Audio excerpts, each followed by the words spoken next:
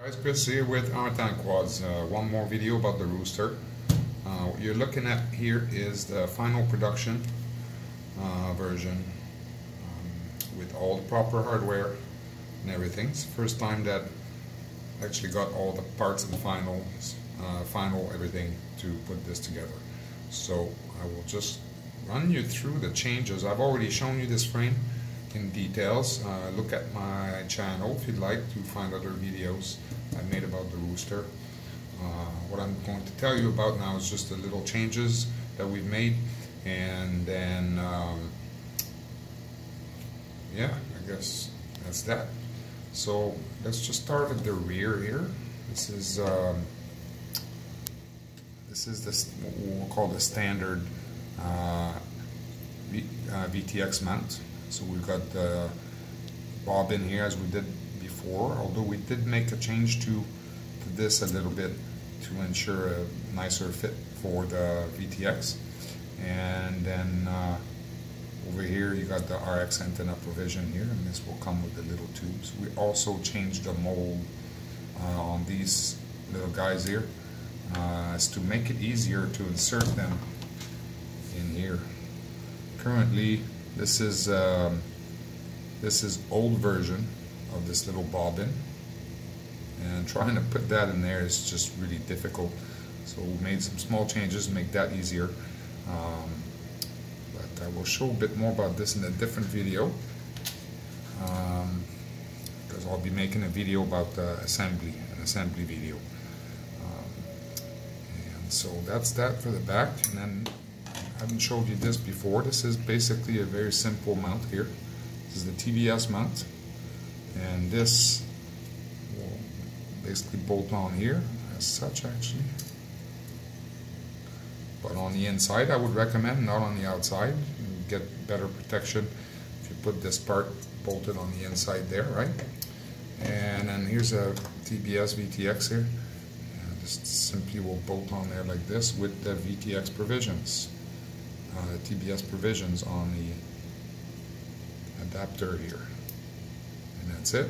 And the reason why we made it so thin is that by using this part over here, you're left with enough room at the bottom here, or at the top for that matter, if you wanted to put it downward like this, to have your XT60 come out there for guys who want to run their pigtail for their battery at the rear, out the back. So this is why we made this like this. So this is it. I guess upon purchase you'll be able to choose whether you want the TBS one or the standard one. What else? This little plate here, I guess what I would call the rear top plate. We've changed the shape a little bit to make it easier to put on, essentially to tie on some electronics on there.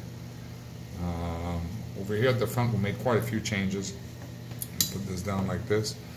In previous version that I've shown, this little bit of titanium over here, instead of going that way, went this way, and I felt that it just wasn't quite at the right angle to provide as much protection. And then likewise we added this little bit here, connecting the whole front brace to this section here and going through to the rear, and so we've added strength here. And over here, quite obviously, we added the standoff.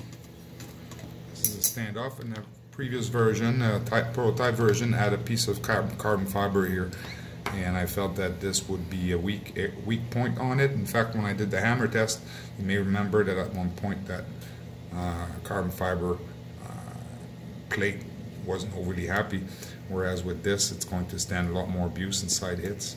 And it's been designed, this is what's nice about this, it's been designed around the bolt itself. So we went about the bolt diameter, the head of the bolt diameter, and we designed it exactly the same shape.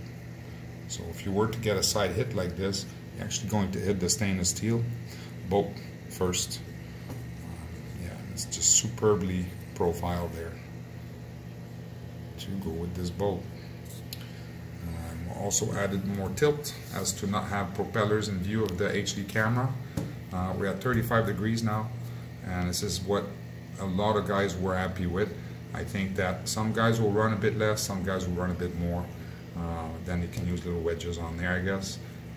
We felt that 35 degrees was a good point, a good middle ground. Is there anything else we changed on this? Obviously, this is the new carbon fiber now that I've also made video about recently. This is essentially the best carbon fiber we've ever had our hands on. This thing is incredibly stiff, and yeah, I think you guys will be happy about it.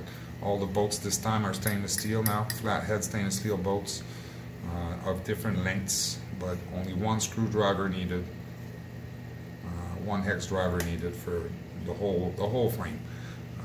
So this is very nice as well, compared to the Chameleon where you needed 3 different sizes hex drivers to work on it. This guy, you only need 1. And then weight-wise, with the revisions that we made, we're pretty much right on par with the Chameleon latest revision now, as far as weight. And then guys who want to build it without the top plates and use these types of nuts instead will find themselves a little bit lighter than the Chameleon. And as I've mentioned in a previous video, these top plates here are optional. Right, guys who want more open room in there and want to have the space in between the arms to work with or whatnot, you don't need these, and we will include these little nuts with them. So if you do not want to run the top plates, you just put these nylocks on top there, and you'll be good to go. Yeah. So, and the last thing we did, of course, we added a little bit more motor protection at the end here, and this was something a friend of ours, Igor, was really eager to see implemented on this. It's a long story actually. Back when we released the Chameleon, it had toes, little toes on the arms, and he really didn't like it. And we ended up changing it shortly after. And then this time when he saw the toes, he's like, "What are you doing? You got toes!" so we removed the toes now, add a little bit more impact resistance at the end of the arm, which, you know, is not a bad idea really. Okay, so I think that's it, guys. I will leave it at this, and then I will make another video shortly about assembly, like an assembly video, but it's really not a difficult assembly. This guy's super easy to build and put together, but stay tuned for that. All right, thank you.